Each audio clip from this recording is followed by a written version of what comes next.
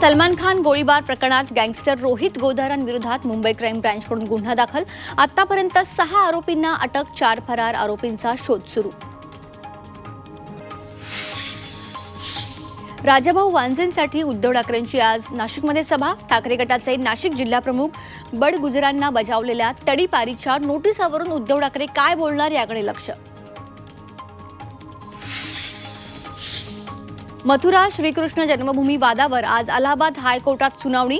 शाही ईदगाह कमिटीचे वकील आज बाजू मांडणार।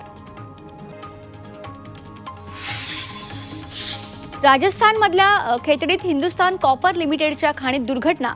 लिफ्टची चेन तुटल्याने व्हिजिलन्स टीमचे अधिकारी अडकले। 15 अधिकाऱ्यांसाठी रेस्क्यू ऑपरेशन सुरूच। जम्मू काश्मीरमधल्या उधमपूरच्या जंगलात भीषण आग। बाली तिरशी ब्लॉकमध्ये मोठं नुकसान। वनविभाग पोलिसांकडून शर्थीचे प्रयत्न, आगीचं कारण अस्पष्ट।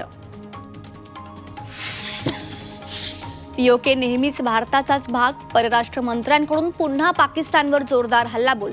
पीओकेला भारतासारखं प्रशासन मिळणं अशक्य, गुलाम नबीदांचं वक्तव्य।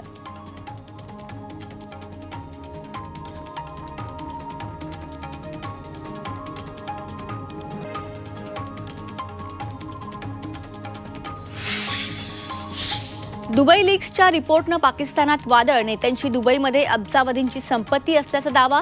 नवाज जरदारींसह अनेक नेत्यांच्या मुलांचीही नावं।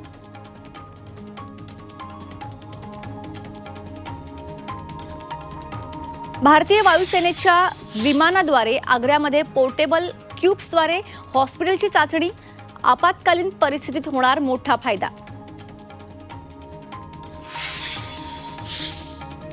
अर्जेंटिनामध्ये मुसळधार पावसानंतर नदीचं पाणी, अनेक घरांमध्ये शेकडो लोकांचं स्थलांतर। अमेरिकेच्या फ्लोरिडामध्ये बस उलटण्यानं 8 जण ठार, 40 जण जखमी। रस्त्यावरून थेट शेतात घुसली बस। भारताकडून केनियातील लोकांसाठी 40 मेट्रिक टनाची दुसरी मदत रवाना। केनियन मंत्रिमंडळ सचिव आणि उच्चाधिकाऱ्यांना सोपवली मदत। 77व्या कास फिल्म फेस्टिवलला सुरुवात। ओपनिंग इव्हेंटची guest of honour Meryl Streep दाखल। डायरेक्टर ग्रेटा गेरविगही सोहळ्याला पोहोचली।